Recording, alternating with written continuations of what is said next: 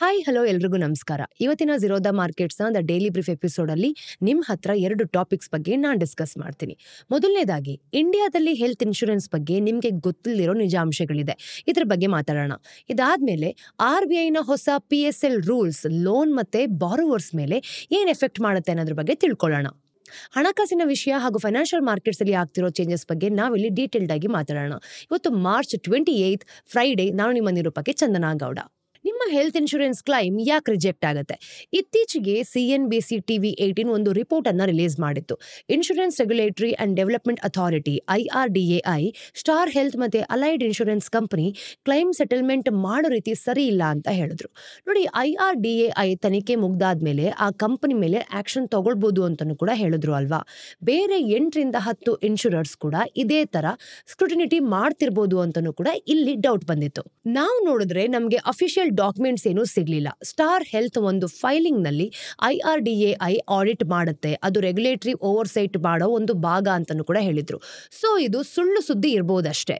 ಆದ್ರೆ star health insurance ತಪ್ಪು ಮಾಡ್ತಿದ್ಯೋ ಇಲ್ವೋ ನಮಗ್ ಗೊತ್ತಿಲ್ಲ. ಆದ್ರೆ CNBC TV 18 ಪ್ರಕಾರ IRDAI ಕ್ಲೈಮ್ಸ್ಗೆ ಕಂಪನಿ ರೆಸ್ಪಾಂಡ್ ಮಾಡೋ ರೀತಿ ಸರಿ ಇಲ್ಲ ಅಂತ ಹೇಳಿದೆ. ಇತ್ತೀಚೆಗೆ ಹಾಸ್ಪಿಟಲ್ ಅನುಭವ ಹೇಗಿರುತ್ತೆ ಅಂತ ನಮ್ಮೆಲ್ರಿಗೂ ಕೂಡ ಗೊತ್ತಿರ್ಬೋದು ಅಲ್ವಾ. ನಿಮ್ಮ ಕ್ಲೈಮ್ ರಿಜೆಕ್ಟ್ ಆಗಿರೋದು ನಿಮ್ಗೆ ಆಶ್ಚರ್ಯ ಏನೂ ತಗೊಂಡ್ ಬರಲ್ಲ, ಯಾಕೆಂದ್ರೆ ಯಾವಾಗ್ಲೂ ಕೂಡ ರಿಜೆಕ್ಟ್ ಆಗ್ತಾನೆ ಇರುತ್ತೆ. ಈ ಸುದ್ದಿ ನಿಜಾನೋ ಇಲ್ವೋ, ಹೆಲ್ತ್ ಇನ್ಶೂರೆನ್ಸ್ ಇಂಡಸ್ಟ್ರಿಯಲ್ಲಿ ಕ್ಲೈಮ್ ರಿಜೆಕ್ಷನ್ ಕೂಡ ಒಂದು ದೊಡ್ಡ ವಿಷಯನೇ, ಅದು ನಮ್ಮೆಲ್ರಿಗೂ ಕೂಡ ಗೊತ್ತು.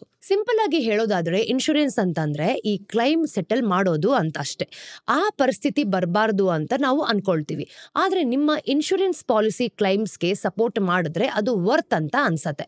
ಲೈಫ್ ಇನ್ಶೂರೆನ್ಸ್ಗೆ ಕ್ಲೈಮ್ ಪ್ರೊಸೆಸ್ ಈಸಿಯಾಗಿ ಇರುತ್ತೆ. ಅದಕ್ಕೆ ಕ್ಲೈಮ್ ಸೆಟಲ್ಮೆಂಟ್ ರೇಷಿಯೋನ ನೋಡಿದಾಗ 95% ಗಿಂತ ಜಾಸ್ತಿ ಇರುತ್ತೆ ನೋಡಿ. ಇನ್ನು ಹೆಲ್ತ್ ಇನ್ಶೂರೆನ್ಸ್ಗೆ ಬಂದ್ರೆ ವಿಷಯ ಸ್ವಲ್ಪ ಬೇರೆ ತರನೇ ಇರುತ್ತೆ.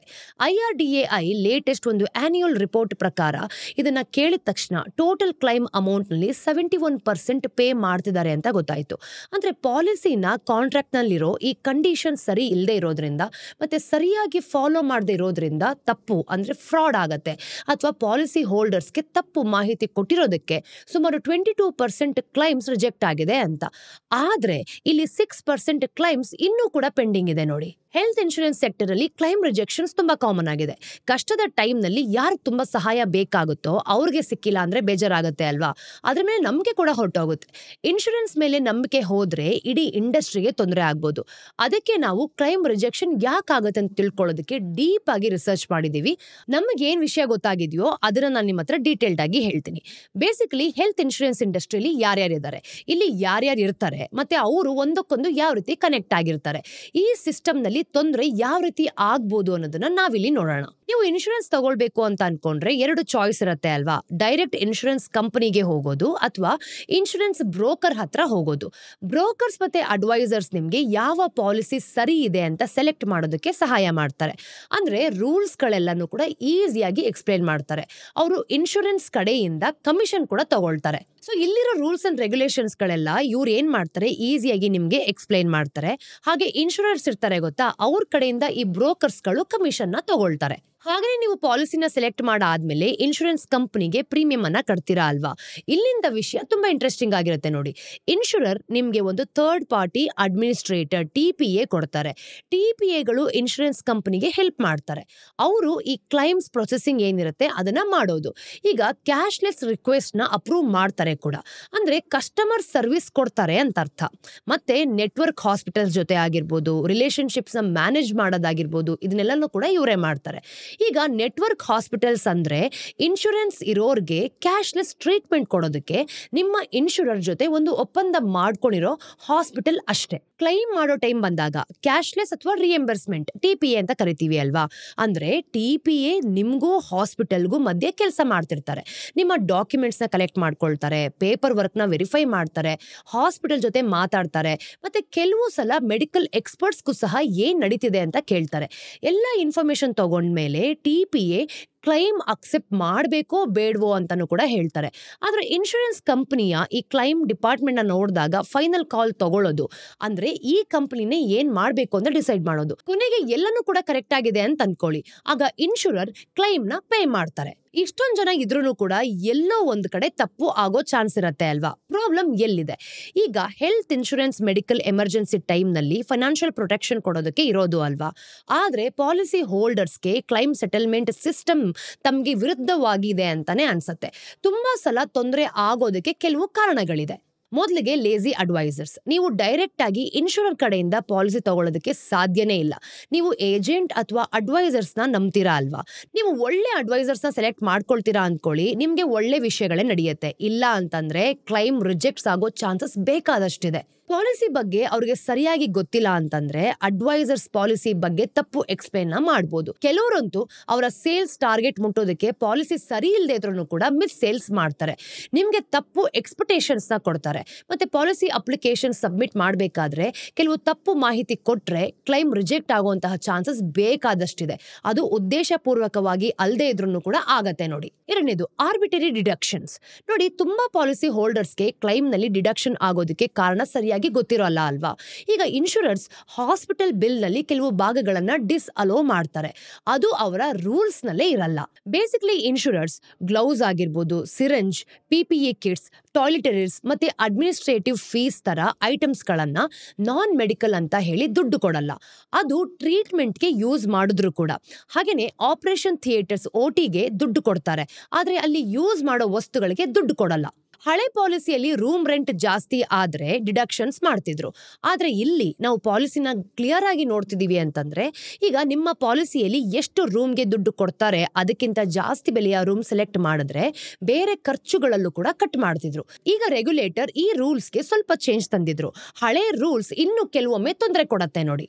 Reasonable and customary charges dispute ತುಂಬಾ ಸತಿ ಕಾಂಟ್ರವರ್ಷಿಯಲ್ ಮತ್ತೆ ಕನ್ಫ್ಯೂಸಿಂಗ್ ಪ್ರಾಕ್ಟೀಸ್. ಅಂದ್ರೆ ಈ ಸಮಂಜಸ ಮತ್ತೆ ವಾಡಿಕೆಯ ಶುಲ್ಕಗಳು ಅಂತ ಹೇಳ್ತೀವಿ.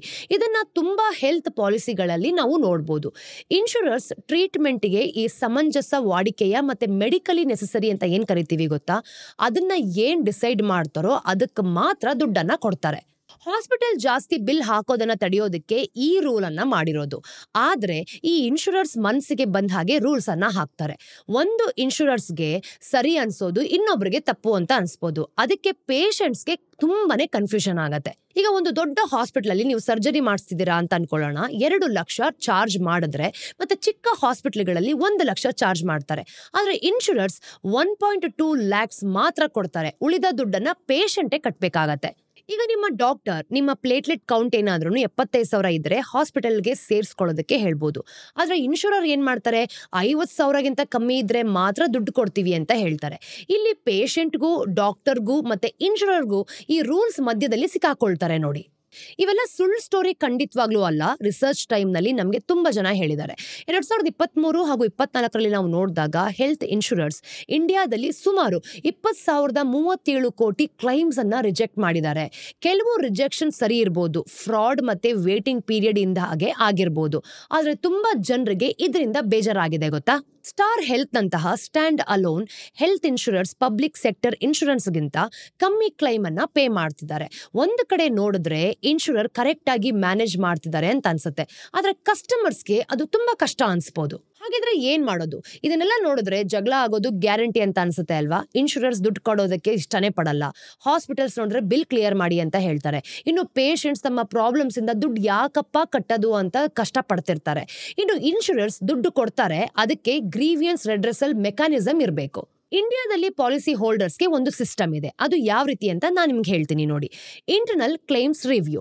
ಮೊದಲಿಗೆ ನಿಮ್ಮ ಇನ್ಶೂರೆನ್ಸ್ ನ ಇಂಟರ್ನಲ್ ಕ್ಲೈಮ್ ಸೇಲ್ ಏನಿರುತ್ತೆ ಅದು ಅಪ್ರೋಚ್ ಮಾಡಿ, ಅವರು 15 ದಿನಗಳಲ್ಲಿ ನಿಮ್ಗೆ ಆನ್ಸರ್ ಮಾಡಬೇಕು. Grievance cell of the company. ಸಮಾಧಾನ ಆಗಿಲ್ಲ ಅಂತಂದ್ರೆ ಈ ಗ್ರೀವಿಯನ್ಸ್ ಸೆಲ್ಗೆ ನೀವು ಕಂಪ್ಲೇಂಟ್ ಮಾಡಬೇಕಾಗತ್ತೆ. ಇನ್ಶೂರೆನ್ಸ್ 3 ದಿನಗಳಲ್ಲಿ ನಿಮ್ಗೆ ಆನ್ಸರ್ ಮಾಡಿ 15 ದಿನದ ಒಳಗೆ ಪರಿಹಾರವನ್ನ ಕೊಡಬೇಕು. ಇನ್ಶೂರೆನ್ಸ್ ಒಂಬರ್ಟ್ಸ್ಮನ್. ಈಗ ಇಂಟರ್ನಲ್ ಚಾನೆಲ್ ನಲ್ಲಿ ಸಹಾಯ ಮಾಡಿಲ್ಲ ಅಂತಂದ್ರೆ ಇನ್ಶೂರೆನ್ಸ್ ಒಂಬರ್ಟ್ಸ್ಮನ್ಗೆ ನೀವು ಸಹಾಯ ಕೇಳಬಹುದು ಅಥವಾ ಕಂಪ್ಲೇಂಟ್ ಮಾಡಬಹುದು. ನಿಮ್ಮ ಕ್ಲೈಮ್ಸ್ 15 ಲಕ್ಷಕ್ಕಿಂತ ಕಮ್ಮಿ ಇರಬೇಕು. ಇದು ಮುಗಿಯೋಕೆ 3 ತಿಂಗಳು ತಗೊಳತ್ತೆ. ನೀವು ಒಬ್ರೇ ಹೋಗ್ಬೇಕು, ಯಾರು ಕೂಡ ಲಾಯರ್ ಇರಬಾರ್ದು. Consumer and civil courts. In case ombudsman ಇಂದನೂ ಆಗಿಲ್ಲ ಅಂತಂದ್ರೆ ಕನ್ಸ್ಯೂಮರ್ ಕೋರ್ಟ್ಸ್ಗೆ ಹೋಗ್ಬೋದು, ಆದ್ರೆ ಇದು ತುಂಬಾ ಟೈಮ್ ತಗೊಳತ್ತೆ. ಈ ಪ್ರಾಸೆಸ್ ಒಂದು ತರ ಶಿಕ್ಷೆ ತರ ಅನ್ಕೊಳ್ಳಿ. ಇನ್ಶೂರೆನ್ಸ್ ಇರೋರು ಒಬ್ರೇ ಎಲ್ಲನೂ ಕೂಡ ಮಾಡ್ಬೇಕು, ಯಾರು ಕೂಡ ಸಪೋರ್ಟ್ ಮಾಡೋದಕ್ಕೆ ಸಾಧ್ಯನೇ ಇಲ್ಲ. IRDAI ಈ ಪ್ರಾಬ್ಲಮ್ ಅನ್ನ ಗುರುತಿಸ್ಬಿಟ್ಟು ಪ್ರೊಸೆಸ್ ಬೇಗ ಮುಗಿಬೇಕು ಅಂತಾನೆ ರೂಲ್ಸ್ ಅನ್ನ ಚೇಂಜ್ ಮಾಡಿದೆ. ಮತ್ತೆ ಸರಿಯಾಗಿ ಎಲ್ರಿಗೂ ಸಹ ಹೆಲ್ಪ್ ಆಗ್ಬೇಕು ಅಂತ ಟ್ರೈ ಮಾಡ್ತಿದೆ. ಆದ್ರೂ ಕೂಡ ಈ ಕ್ಲೈಮ್ ಏನಿದೆ ಗೊತ್ತಾ, ಈ ಪ್ರಾಸೆಸ್ ಸ್ವಲ್ಪ ಕಷ್ಟನೇ. CNBC TV18 ರಿಪೋರ್ಟ್ಗೆ ವಾಪಸ್ ಬಂದ್ವಿ ಅಂತ ಅನ್ಕೊಳ್ಳಿ. ಸ್ಟಾರ್ ಹೆಲ್ತ್ ಬಗ್ಗೆ IRDAI ಫೈನಲ್ ಜಡ್ಜ್ಮೆಂಟ್ ಏನ್ ಕೊಡುತ್ತೋ ನಮಗೆ ಗೊತ್ತಿಲ್ಲ, ಆದ್ರೆ ಕ್ಲೈಮ್ ರಿಜೆಕ್ಷನ್ ಇಶ್ಯೂನ ಖಂಡಿತವಾಗ್ಲೂ ಸರಿ ಮಾಡ್ಲೇಬೇಕು. ಈಗ ಮುಂದಿನ ಸ್ಟೋರಿಯಲ್ಲಿ RBI ನ ಹೊಸ ಮತ್ತೆ ಇಂಪ್ರೂವ್ ಆದ PSL ನಿಯಮಗಳೇನು ಅಂತ ನೋಡ್ಕೊಳ್ಳೋಣ. ನೋಡಿ, ಮಾರ್ಚ್ 24ರಂದು Reserve Bank of India priority sector lending guidelines ಅಲ್ಲಿ ಸ್ವಲ್ಪ ಚೇಂಜ್ ಅನ್ನ ತಗೊಂಡ್ ಬಂದಿದೆ. PSL ಅಂದ್ರೆ ಸಾವಿರಾರು ಬ್ಯಾಂಕ್ಗಳು ಅಕ್ರೋನಿಯಮ್ಸ್ ತರ ಕೆಲಸವನ್ನ ಮಾಡಬಹುದು ಅಥವಾ ಇರಬಹುದು ಅಂತ. ಆದ್ರೆ ಸ್ವಲ್ಪ ಗಮನ ಕೊಡಿ, ಯಾಕೆ ಅಂದ್ರೆ ಈ ಚೇಂಜಸ್ ತುಂಬಾ ಮುಖ್ಯ. PSL ರೂಲ್ಸ್ ಅನ್ನ ನಾವು ನೋಡಿದಾಗ ಇಂಡಿಯನ್ ಬ್ಯಾಂಕ್ ಲೋನ್ ಎಲ್ಲಿಗೆ ಹೋಗುತ್ತೆ ಅಂತ ಡಿಸೈಡ್ ಮಾಡುತ್ತೆ. ಅದಕ್ಕೆ ಈ ರೂಲ್ಸ್ಗೆ ಏನ್ ಚೇಂಜ್ ಆದ್ರೂ ಕೂಡ ಇಂಡಿಯನ್ ಬ್ಯಾಂಕ್ಗೆ ಚೇಂಜ್ ಆಗುತ್ತಾ ಅನ್ನೋದು ಕೂಡ ನೋಡ್ಬೇಕಾಗತ್ತೆ. ಹೊಸ ರೂಲ್ಸ್ April 1, 2025 ಇಂದ ಶುರುವಾಗತ್ತೆ. ಮತ್ತೆ ಅವು ತುಂಬಾ ವಿಷಯಗಳನ್ನ ಒಟ್ಟಿಗೆ ಮಾಡ್ಕೊಂಡಿದೆ. PSL ಪ್ರಕಾರ ನಾವು ನೋಡಿದಾಗ ಬ್ಯಾಂಕ್ ದೊಡ್ಡ ಲೋನ್ ಅನ್ನ ಕೊಡಬಹುದು, ಯಾರಿಗೆ ಲೋನ್ ಸಿಗುತ್ತೆ ಅನ್ನೋದನ್ನ ಜಾಸ್ತಿ ಮಾಡ್ಕೊಳ್ಬಹುದು. ಮತ್ತೆ ಕ್ಲೀನ್ ಎನರ್ಜಿ ಹಾಗೆ ಇಂಡಿಯಾದ ಚಿಕ್ಕ ಸಿಟಿಗಳಿಗೂ ಕೂಡ ಜಾಸ್ತಿ ಫೈನಾನ್ಸಿಂಗ್ ಸಿಗತ್ತೆ. PSL ಬಗ್ಗೆ ಒಂದು ಪ್ರೈಮರ್ ಆದ್ರೂ ಏನು, ಚೇಂಜಸ್ ಬಗ್ಗೆ ಮಾತಾಡೋಕ್ಕಿಂತ ಮುಂಚೆ ನಾವು ಏನ್ ಮಾತಾಡ್ತಿದೀವಿ ಅಂತ ನಾನು ನಿಮ್ಗೆ ಹೇಳ್ತೀನಿ. ಪ್ರಯಾರಿಟಿ ಸೆಕ್ಟರ್ ಲೆಂಡಿಂಗ್ RBI ಹತ್ರ ಇರೋದು ಒಂದು ಪಾಲಿಸಿ ಲೆವರ್ ಅಂತ ಹೇಳ್ಬೋದು. ದುಡ್ಡು ಬರೀ ದೊಡ್ಡ ಮತ್ತೆ ಫೇಮಸ್ ಆಗಿರೋ ಬಾರೋವರ್ಸ್ಗೆ ಮಾತ್ರ ಹೋಗದೆ ಎಕನಾಮಿಯಲ್ಲಿ ಬೇರೆ ಬೇರೆ ಬ್ಯಾಂಕ್ ಲೋನ್ ಕೊಡೋದಕ್ಕೆ ಹಿಂದೆ ಮುಂದೆ ನೋಡ್ತಿರೋ ಅವ್ರಿಗೂ ಕೂಡ ಸಿಗ್ಬೇಕು. ಹಾಗೆ PSL ಇರೋದು ಕೂಡ ಆಗ್ಬೇಕು ಅಂತ. ಅಂದ್ರೆ ರೈತರು ಸಣ್ಣ ಬಿಸ್ನೆಸ್ ಆಗಿರ್ಬೋದು, ಮತ್ತೆ ಒಳ್ಳೆ ಮನೆ ಕಟ್ಟೋದಕ್ಕೆ, ಮತ್ತೆ ಇನ್ನೂ ಕೆಲವು ಇದ್ರ ಬಗ್ಗೆ ಮುಂದೆ ಮಾತಾಡ್ತಾ ಹೋಗ್ಬೇಕಾಗತ್ತೆ. ಹಾಗಿದ್ರೆ ಇದೆಲ್ಲನೂ ಕೂಡ ಹೇಗ್ ಮಾಡ್ತಾರೆ? RBI ಬೇಸಿಕಲಿ ಬ್ಯಾಂಕ್ಗೆ ಅವರ ಟೋಟಲ್ ಲೋನ್ ಅಮೌಂಟ್ ನಲ್ಲಿ ಸ್ವಲ್ಪ ಭಾಗನ ಕೆಲವು ಸ್ಪೆಸಿಫಿಕ್ ಸೆಕ್ಟರ್ಸ್ಗೆ ಕೊಡಬೇಕು ಅಂತ ಹೇಳ್ತಾ ಇದೆ. ಜಾಸ್ತಿ ಬ್ಯಾಂಕ್ಗೆ ಆ ಟಾರ್ಗೆಟ್ ಅವರ ಒಂದು adjusted net bank of credit ANBC ಅಂತ ಏನ್ ಕರಿತೀವಿ ಗೊತ್ತಾ, ಇದರ ಒಂದು 40% ಇರಬೇಕು. ಸಣ್ಣ ಫೈನಾನ್ಸ್ ಬ್ಯಾಂಕ್ ಮತ್ತೆ ರೀಜನಲ್ ರೂರಲ್ ಬ್ಯಾಂಕ್ ಅಲ್ಲಿ ನಾವು ನೋಡಿದಾಗ ಇದಕ್ಕೆ 75% ಇರಬೇಕಾಗತ್ತೆ. ಇನ್ನು ANBC ಅಂದ್ರೆ ಸಿಂಪಲ್ ಆಗಿ ಹೇಳೋದಾದ್ರೆ ಒಂದು ವರ್ಷದಲ್ಲಿ ಬ್ಯಾಂಕ್ ಏನೆಲ್ಲ ಲೋನ್ ಕೊಡುತ್ತೋ ಅದು. ಒಂದ್ ವೇಳೆ ಬ್ಯಾಂಕ್ ಟಾರ್ಗೆಟ್ ಮುಟ್ಲಿಲ್ಲ ಅಂತ ಅನ್ಕೊಳ್ಳಿ, ಅವಾಗ ಏನ್ ಮಾಡೋದು? ರೂರಲ್ ಇನ್ಫ್ರಾಸ್ಟ್ರಕ್ಚರ್ ಡೆವಲಪ್ಮೆಂಟ್ ಫಂಡ್ ತರ ಫಂಡ್ ಗಳಲ್ಲಿ ದುಡ್ಡನ್ನ ಡೆಪಾಸಿಟ್ ಮಾಡಬೇಕು. PSL ರೂಲ್ಸ್ ಅನ್ನ ಇಂದಿರಾ ಗಾಂಧಿ ಟೈಮ್ ನಲ್ಲಿ ತಂದಿದ್ದು ಅಲ್ವಾ? ಅದಕ್ಕಿಂತ ಮುಂಚೆ ಬ್ಯಾಂಕ್ ಗಳಿಗೆ ಲೋನ್ ಹೇಗ್ ಕೊಡಬೇಕು ಅಂತ ಒಂದು ರೈಟ್ಸ್ ಕೂಡ ಇತ್ತು. 1960 ರಲ್ಲಿ ನಾವು ನೋಡಿದಾಗ government of India major banks ಗಳನ್ನ ಟೇಕ್ ಓವರ್ ಮಾಡಿದಾಗ ಅವ್ರಿಗೆ ಸ್ವಲ್ಪ ಕಂಟ್ರೋಲ್ ಅನ್ನ ಕೊಟ್ರು. ಎಕನಾಮಿಕ್ ಪ್ಲಾನಿಂಗ್ ಗಳಲ್ಲಿ ಸಹಾಯ ಮಾಡೋದಕ್ಕೂ ಸಹ ಹೇಳಿದ್ರು. ಇನ್ನು 1970 ಆರಂಭಗಳಲ್ಲಿ ನಾವು ನೋಡಿದಾಗ PSL ರೂಲ್ಸ್ ಫಿಕ್ಸ್ ಆಗಿತ್ತು. ಬ್ಯಾಂಕ್ಗಳು ಅಗ್ರಿಕಲ್ಚರ್ ಆಗಿರ್ಬೋದು ಮತ್ತೆ ಸಣ್ಣ ಪುಟ್ಟ ಇಂಡಸ್ಟ್ರಿಗಳಿಗೆ ದುಡ್ಡು ಕೊಡಬೇಕು ಅಂತ ಕ್ಲಿಯರ್ ಆಗಿ ಹೇಳಿದ್ರು. ಈ ರೂಲ್ಸ್ ಒಳ್ಳೆ ಉದ್ದೇಶದಿಂದಾನೇ ಮಾಡಿದ್ರು ಕೂಡ, ಆದ್ರೆ ಸ್ವಲ್ಪ ಕಷ್ಟ ಆಗ್ಬೋದು. ಪ್ರಯಾರಿಟಿ ಸೆಕ್ಟರ್ಸ್ಗೆ ಲೋನ್ ಕೊಡೋದು ಬ್ಯಾಂಕ್ಗೆ ಪ್ರಾಬ್ಲಮ್ ಆಗತ್ತೆ ನೋಡಿ. ಈಗ ಖರ್ಚು ಜಾಸ್ತಿ ಇರ್ಬೋದು, ಮಾರ್ಜಿನ್ ಕಮ್ಮಿ ಇರ್ಬೋದು, ಮತ್ತೆ ವಾಪಸ್ ಬರ್ದೇ ಇರೋ ರೀತಿಯಂತಹ ರಿಸ್ಕ್ ಸಹ ಜಾಸ್ತಿ ಇರ್ಬೋದು. ಸಣ್ಣ ಬ್ಯಾಂಕ್ ಮತ್ತೆ ಫಾರಿನ್ ಬ್ಯಾಂಕ್ಗಳಿಗೆ ಈ ರೂಲ್ಸ್ ಫಾಲೋ ಮಾಡೋದು ಕಷ್ಟ ಆಗತ್ತೆ. ಈ ರೂಲ್ಸ್ ಸರಿ ಇಲ್ಲ ಅಂತಂದ್ರೆ ಕ್ರೆಡಿಟ್ ಅಲೋಕೇಶನ್ ಸರಿ ಆಗಲ್ಲ, ಮತ್ತೆ ಬ್ಯಾಡ್ ಲೋನ್ಸ್ಗಳು ಕಾರಣ ಆಗ್ಬೋದು. ಈ ರೂಲ್ಸ್ ಅನ್ನ ಡಿಸೈನ್ ಮಾಡೋದು ತುಂಬಾನೇ ಮುಖ್ಯ. PSL ರೂಲ್ಸ್ RBI ಹತ್ರ ಇರೋ ಒಂದು ದೊಡ್ಡ ಪವರ್ಫುಲ್ ಟೂಲ್ ಅಂತ ಹೇಳ್ಬೋದು. ಫೈನಾನ್ಸ್ ಬೇರೆ ಕಡೆ ಸಿಗದೆ ಇರೋ ಏರಿಯಾಗೆ ತಲುಪೋದಕ್ಕೆ ಮತ್ತೆ ಇದು ಹೆಲ್ಪ್ ಮಾಡತ್ತೆ. ಆದ್ರೆ ಈ ಟೂಲ್ಗೆ ರಿಯಲ್ ಕಾಸ್ಟ್ ಜಾಸ್ತಿನೇ ಇದೆ. ಇದನ್ನ RBI ಕೂಡ ಅರ್ಥ ಮಾಡ್ಕೊಂಡಿದೆ ನೋಡಿ. 2015ಕ್ಕಿಂತ ಮುಂಚೆ ನಾವು ನೋಡಿದಾಗ ಬ್ಯಾಂಕ್ಗಳಿಗೆ PSL ರೂಲ್ಸ್ ಮೀಟ್ ಮಾಡೋದಕ್ಕೆ ಕಷ್ಟ ಆಗ್ತಿತ್ತು. ಆದ್ರೆ 2015ರಲ್ಲಿ ಸಿಸ್ಟಮ್ನ ಚೇಂಜ್ ಮಾಡಿದ್ರು ಕೂಡ. ಅಂದ್ರೆ ಸ್ಟಾರ್ಟ್ಅಪ್ ಅಥವಾ ರಿನ್ಯೂವಬಲ್ಸ್ ತರ ಹೊಸ ಸೆಕ್ಟರ್ಸ್ಗೆ ತಗೊಂಡ್ ಬಂದ್ರು. RBIಗೆ ಈ ರೂಲ್ಸ್ ಫಾಲೋ ಮಾಡೋದಕ್ಕೆ ಆಗದೆ ಇರೋದ್ರಿಂದ ಬ್ಯಾಂಕ್ಗೆ ಒಂದು ದಾರಿಯನ್ನ ತೋರಿಸ್ತು. ಅಂದ್ರೆ PSL ಟಾರ್ಗೆಟ್ ಮುಗಿಸಿದ ಮೇಲೆ ಬ್ಯಾಂಕ್ಗಳಿಂದ ಈ ಪ್ರಯಾರಿಟಿ ಸೆಕ್ಟರ್ ಲೆಂಡಿಂಗ್ ಸರ್ಟಿಫಿಕೇಟ್ ಅನ್ನ ಕೊಂಡ್ಕೊಳ್ಬಹುದು. ಇದರಿಂದ ಸೋಷಿಯಲ್ ಕೆಲಸನ ಅವ್ರಿಗೆ ಔಟ್ಸೋರ್ಸ್ ಮಾಡ್ದಂಗ ಆಗತ್ತೆ ಅಂತ. ಈ ಸರ್ಟಿಫಿಕೇಟ್ ಮಾರ್ಕೆಟ್ನಲ್ಲಿ ನಾವು ನೋಡಿದಾಗ 9 ಲಕ್ಷ ಕೋಟಿಗೆ ಬೆಳೆದಿದೆ. ಮತ್ತೆ ತುಂಬಾ ಸಣ್ಣ ಬ್ಯಾಂಕ್ಗಳಿಗೆ ಇದು ಒಂದು ಸಂಪಾದನೆಯ ದಾರಿ ತರ ಆಗಿದೆ ನೋಡಿ. ನೀವು ನೋಡೋ ತರ ರಿಸಲ್ಟ್ಸ್ ತುಂಬಾ ಡ್ರಾಮ್ಯಾಟಿಕ್ ಆಗಿತ್ತು. ನಿಧಾನಕ್ಕೆ ತುಂಬಾ ಬ್ಯಾಂಕ್ಗಳು ರೂಲ್ಸ್ ಫಾಲೋ ಮಾಡಿದ್ರು ಕೂಡ ಹೊಸ ಅಮೆಂಡ್ಮೆಂಟ್ಸ್ ಮತ್ತೆ ಈ ರಿಕ್ವೈರ್ಮೆಂಟ್ಸ್ ನ ಓವರ್ ಹಾಲ್ ಮಾಡ್ತಿದೆ. ಏನೆಲ್ಲ ಮಾಡ್ತಾರೆ ಅಂತ ನಾನ್ ನಿಮ್ಗೆ ಹೇಳ್ತೀನಿ ನೋಡಿ. ದೊಡ್ಡ ಹೌಸಿಂಗ್ ಲೋನ್ ಈಗ PSLಗೆ ಬರುತ್ತೆ. ಮೊದಲು ಮನೆ ಬಗ್ಗೆ ಮಾತಾಡೋಣ. ಅಂದ್ರೆ ತುಂಬಾ PSL ಲೋನ್ಸ್ ಒಳ್ಳೆ ಮನೆ ಕಟ್ಟೋದಕ್ಕೆ ಮತ್ತೆ ರಿಪೇರಿ ಮಾಡೋದಕ್ಕೆ ಕೊಡ್ತಾರೆ. ಇನ್ಫ್ಲೇಷನ್ ಜಾಸ್ತಿ ಆದ ಹಾಗೆ ಮನೆ ಬೆಲೆನೂ ಕೂಡ ಜಾಸ್ತಿ ಆಗತ್ತೆ ಅಲ್ವಾ? RBI PSLಗೆ ಕ್ವಾಲಿಫೈ ಆಗೋ ಒಂದು ಲೋನ್ ಅನ್ನ ಜಾಸ್ತಿ ಮಾಡ್ತಿದೆ. ಮತ್ತೆ ಆ ಲೋನ್ ನ ಜಾಸ್ತಿ ಬೆಲೆ ಇರೋ ಮನೆಗೂ ಕೂಡ ಕೊಡೋದಕ್ಕೆ ಬಿಡ್ತಾ ಇದೆ. 50 ಲಕ್ಷಕ್ಕಿಂತ ಜಾಸ್ತಿ ಜನಸಂಖ್ಯೆ ಇರೋ ಸಿಟೀಸ್ಗೆ ಒಂದು ಹೊಸ ಕ್ಯಾಟಗರಿನ ಕ್ರಿಯೇಟ್ ಮಾಡ್ತಾ ಇದೆ ನೋಡಿ. ಅದರಲ್ಲಿ ಇಂಡಿಯಾದ ದೊಡ್ಡ ಮೆಟ್ರೋ ಸಿಟೀಸ್ ಕೂಡ ಬರುತ್ತೆ. ಇಲ್ಲಿದೆ ಅದರ ಒಂದು ಸಮ್ಮರಿ.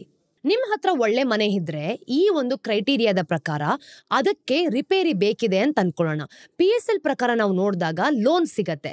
ಇವು ಸೆಕ್ಯೂರ್ಡ್ ಲೋನ್ ಆಗಿರೋದ್ರಿಂದ ಬ್ಯಾಂಕ್ಗಳು ಇದಕ್ಕೆ ಜಾಸ್ತಿ ಇಂಟ್ರೆಸ್ಟ್ ತಗೊಳ್ತಾರೆ. ಮತ್ತೆ ಮನೆ ಓನರ್ಸ್ಗೆ ರಿಪೇರಿ ಮಾಡೋದಕ್ಕೂ ಸಹ ದುಡ್ಡು ಸಿಗತ್ತೆ. ಚೇಂಜಸ್ ಕೂಡ ಇಲ್ಲಿದೆ ನೋಡಿ. ಈ ಚೇಂಜಸ್ ಇಂದ ಏನಾಗುತ್ತೆ? SBI ರಿಸರ್ಚ್ ಪ್ರಕಾರ ಬ್ಯಾಂಕ್ ಸಣ್ಣ ಸಿಟೀಸ್ ನ ಸೀರಿಯಸ್ ಆಗಿ ತಗೊಳ್ಳೋದಕ್ಕೆ ಶುರು ಮಾಡ್ತಿದೆ. ಪ್ಯಾಂಡಮಿಕ್ ಆದ್ಮೇಲೆ 4th, 5th and 6th tear cities ನಲ್ಲಿ ತುಂಬಾ ಜನರಿಗೆ ಸ್ವಂತ ಮನೆ ಬೇಕು ಅಂತ ಕಾಣ್ತಿದೆ.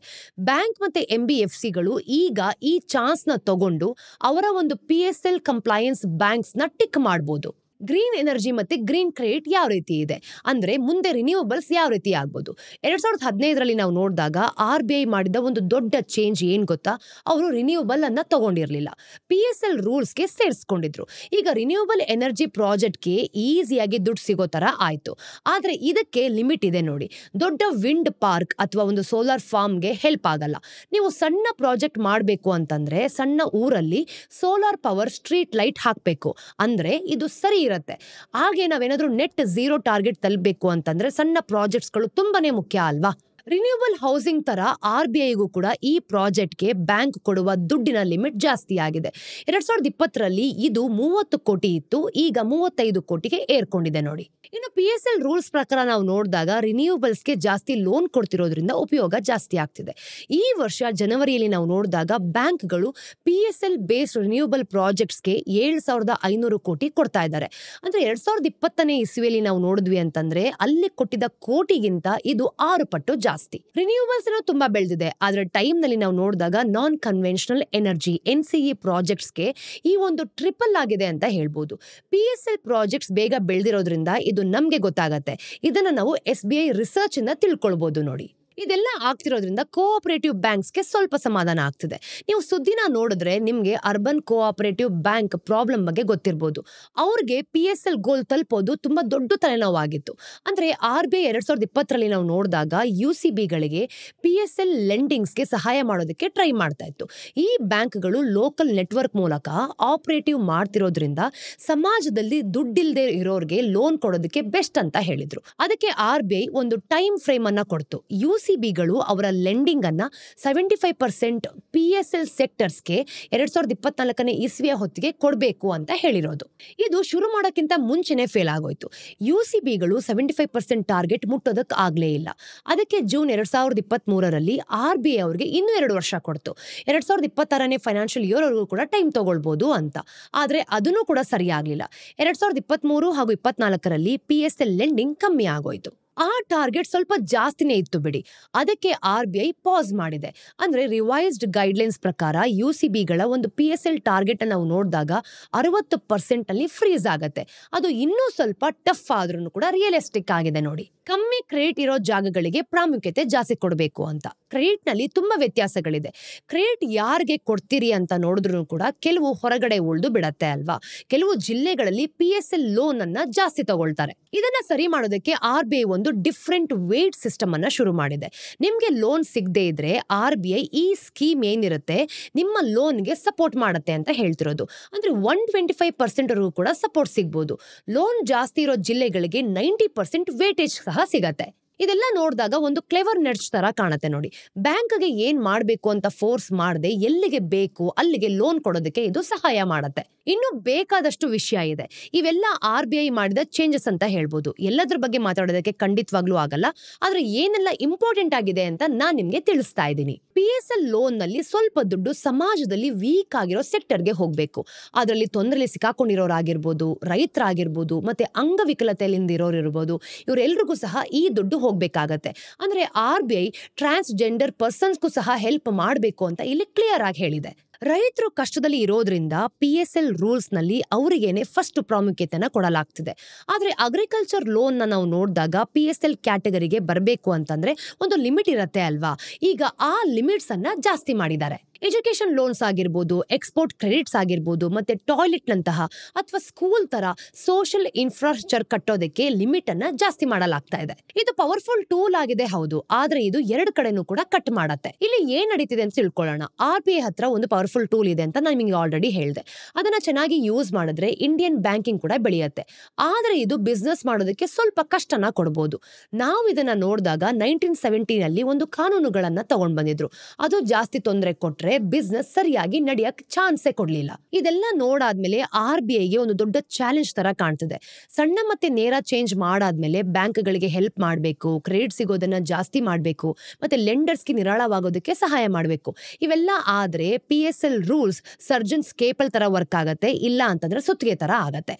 ಇದು ಇವತ್ತಿನ ಸ್ಟೋರೀಸ್ ನ ಅಪ್ಡೇಟ್ ಬಿಟ್ಸ್ ಏನು ಅಂತ ನೋಡ್ಕೊಂಬರೋಣ. ನಂಬರ್ 1, ಭಾರತಿ ಏರ್ಟೆಲ್ ಮತ್ತೆ ಅದರ ಒಂದು ಅಂಗಸಂಸ್ಥೆ ಭಾರತಿ ಹೆಕ್ಸಾಕಾಮ್ ಲಿಮಿಟೆಡ್ ಏನಿದೆ, ಇದು 2024 ಹರಾಜಿನಲ್ಲಿ ನೋಡಿದಾಗ ಈ ಒಂದು ಸೆಕ್ಟ್ರಮ್ಗೆ 5,485 ಕೋಟಿ ಮುಂಗಡವಾಗಿ ಪಾವತಿ ಮಾಡಬೇಕು ಅಂತ ಹೇಳಿದ್ದಾರೆ. 2025ನೇ ಫೈನಾನ್ಷಿಯಲ್ ಇಯರ್ ನಲ್ಲಿ ಈ ಕಂಪನಿ 25,981 ಕೋಟಿ ಹೈ ಕಾಸ್ಟ್ ಸ್ಪೆಕ್ಟ್ರಮ್ ನ ಸಾಲವನ್ನ ಮುಂಚಿತವಾಗಿ ಪಾವತಿ ಮಾಡಿದೆ. ಏರ್ಟೆಲ್ ಪ್ರಕಾರ 8.65% ಗಿಂತ ಜಾಸ್ತಿ ಇಂಟ್ರೆಸ್ಟ್ ಇರೋ ಸಾಲವನ್ನ ಹೈ ಕಾಸ್ಟ್ ಸಾಲ ಅಂತ ಕರೀತಾರೆ. ಈವರೆಗೆ ನಾವು ನೋಡಿದಾಗ ಏರ್ಟೆಲ್ ಸ್ಪೆಕ್ಟ್ರಮ್ ಬಾಕಿಯನ್ನ 66,665 ಕ್ರೋರ್ಸ್ ಮುಂಗಡವಾಗಿ ಪೇ ಮಾಡಿದೆ. ನಂಬರ್ 2, NHAI ಪ್ರಾಯೋಜಿತ ಮಾಡಿದ ನ್ಯಾಷನಲ್ ಹೈವೇ ಇನ್ಫ್ರಾಸ್ಟ್ರಕ್ಚರ್ NHIT ಅಂತ ಏನ್ ಕರಿತೀವಿ, ಇದು ತನ್ನ 4ನೇ ಮಾನಿಟೈಸೇಷನ್ ರೌಂಡ್ ಅಲ್ಲಿ 18,380 ಕ್ರೋರ್ಸ್ ಅನ್ನ ಸಂಗ್ರಹಣೆ ಮಾಡಿದೆ. ಇದು ಇಂಡಿಯಾದ ಹೈವೇ ಸೆಕ್ಟರ್ ನಲ್ಲಿ ಇದುವರೆಗಿನ ಅತಿ ದೊಡ್ಡ ಫಂಡ್ ರೈಸಿಂಗ್. ಎಲ್ಲ 4 ರೌಂಡ್ ಅಲ್ಲೂ ನಾವು ನೋಡಿದಾಗ ಸೇರ್ಕೊಂಡು 46,000 ಕ್ರೋರ್ಸ್ ಆಗಿದೆ. ಅಂದ್ರೆ ಲೇಟೆಸ್ಟ್ ಫಂಡ್ ನಲ್ಲಿ ಡೊಮೆಸ್ಟಿಕ್ ಮತ್ತೆ ಇಂಟರ್ ನ್ಯಾಷನಲ್ ಇನ್ವೆಸ್ಟರ್ಸ್ ಇಂದ 8,340 ಕ್ರೋರ್ಸ್ ಯೂನಿಟ್ ಕ್ಯಾಪಿಟಲ್ ಮತ್ತೆ ಇಂಡಿಯನ್ ಲೆಂಡರ್ಸ್ ನಿಂದ ಸಾಲದ ರೂಪದಲ್ಲಿ 10,040 ಕ್ರೋರ್ಸ್ ಅನ್ನ ಸಂಗ್ರಹಣೆ ಮಾಡಲಾಗಿದೆ. ಹಣ ಗಳಿಸಿರೋ ಆಸ್ತಿಗಳನ್ನ ನಾವು ನೋಡಿದಾಗ 5 ರಾಜ್ಯಗಳಲ್ಲಿ ಹರಡಿಕೊಂಡಿದೆ ಅಂತಾನೆ ಹೇಳ್ಬೋದು. ಅಂಡ್ ಅದರ ಬೆಲೆ ಕನ್ಸೆಷನ್ ಪ್ರೈಸ್ ಆಗಿ 17,738 ಕ್ರೋರ್ಸ್, ಇದರಲ್ಲಿ 97 ಕ್ರೋರ್ಸ್ ಪ್ರೀಮಿಯಂ ಅನ್ನ ಸೇರ್ಕೊಂಡಿದೆ. EPFO ಮೊದಲ ಬಾರಿಗೆ ನಾವು ನೋಡಿದಾಗ ಇದರ ಒಂದು INVIT ಸ್ಪೇಸ್ಗೆ ಎಂಟ್ರಿ ಕೊಟ್ಟಿದ್ದು ಈ ರೌಂಡ್ ನಲ್ಲಿ 2,035 ಕ್ರೋರ್ಸ್ ಅನ್ನ ಇನ್ವೆಸ್ಟ್ ಮಾಡ್ತಾ ಇದೆ. 3ನೇದು, ಇಂಡಿಯಾದ 4ನೇ ಅತಿ ದೊಡ್ಡ IT service firm Wipro British insurer Phoenix group ನೊಂದಿಗೆ $645.4 ಮಿಲಿಯನ್ ಮೌಲ್ಯದ 10 ವರ್ಷಗಳ ಒಂದು ಡೀಲ್ಗೆ ಸೈನ್ ಮಾಡ್ಕೊಂಡಿದೆ. ಈ ಫೈನಾನ್ಷಿಯಲ್ ಇಯರ್ ನಲ್ಲಿ ನಾವು ನೋಡಿದಾಗ ವಿಪ್ರೋ ಸೈನ್ ಹಾಕಿರೋ 2ನೇ ಮೆಗಾ ಡೀಲ್ ಇದು. 2024 ಜೂನ್ ನಲ್ಲಿ US ಕಮ್ಯುನಿಕೇಶನ್ ಸರ್ವಿಸ್ ಪ್ರೊವೈಡರ್ ಜೊತೆ $500 ಮಿಲಿಯನ್ ಕಾಂಟ್ರಾಕ್ಟ್ ಅನ್ನ ಸೈನ್ ಮಾಡ್ಕೊಂಡಿತ್ತು. ಈ ಒಂದು ಅಗ್ರಿಮೆಂಟ್ ಪ್ರಕಾರ ಫೀನಿಕ್ಸ್ ನ ರೀ ಅಶೋರ್ ವಿಭಾಗಕ್ಕೆ ಲೈಫ್ ಮತ್ತೆ ಪೆನ್ಷನ್ ಬಿಸಿನೆಸ್ ಅಡ್ಮಿನಿಸ್ಟ್ರೇಷನ್ ನಲ್ಲಿ ವಿಪ್ರೋ ನಿರ್ವಹಿಸುತ್ತೆ. ಇನ್ನು ಡೀಲ್ ನ ಒಂದು ಭಾಗವಾಗಿ ವಿಪ್ರೋ ಆಪರೇಷನಲ್ ಮತ್ತೆ ಟೆಕ್ನಾಲಜಿ ಹಬ್ ಸ್ಥಾಪಿಸೋದ್ರ ಮೂಲಕ UK ನಲ್ಲಿ ತನ್ನ ಪ್ರೆಸೆನ್ಸ್ ಅನ್ನ ಜಾಸ್ತಿ ಮಾಡತ್ತೆ ಕೂಡ. 2 ಕಂಪನಿಗಳು ಉದ್ಯೋಗಿಗಳು ಕೂಡ ಅದರಲ್ಲಿ ಇರ್ತಾರೆ. ಇನ್ನು ಫೀನಿಕ್ಸ್ ನ ಕೆಲವು ಉದ್ಯೋಗಿಗಳು ವಿಪ್ರೋಗೆ ಟ್ರಾನ್ಸಿಷನ್ ಆಗ್ತಾರೆ ಅಂತ ಕಂಪನಿ ಹೇಳ್ತಿದೆ. ಅದರಲ್ಲಿ ಎಷ್ಟು ಜನ ಟ್ರಾನ್ಸ್ಫರ್ ಆಗ್ತಾರೋ ಇನ್ನೂ ಕೂಡ ಗೊತ್ತಿಲ್ಲ. ಇದು ಇವತ್ತಿನ ಡೈಲಿ ಬ್ರೀಫ್ ನ ಅಪ್ಡೇಟ್. ನಿಮ್ಮೆಲ್ಲರಿಗೂ ಸಹ ವಿಡಿಯೋ ಇಷ್ಟ ಆಗಿದೆ ಅಂತ ನಾನು ಅನ್ಕೊಂಡಿದ್ದೀನಿ. ಇಷ್ಟ ಆದಲ್ಲಿ ಲೈಕ್ ಮಾಡಿ, ಶೇರ್ ಮಾಡಿ, ಸಬ್ಸ್ಕ್ರೈಬ್ ಮಾಡಿ. ಮತ್ತಷ್ಟು ಅಪ್ಡೇಟ್ಸ್ ಒಂದಿಗೆ ನಾನು ನಿಮಗೆ ಮುಂದಿನ ಡೈಲಿ ಬ್ರೀಫ್ ಅಲ್ಲಿ ಸಿಗ್ತೀನಿ. ಅಲ್ಲಿ ತನಕ ಟೇಕ್ ಕೇರ್.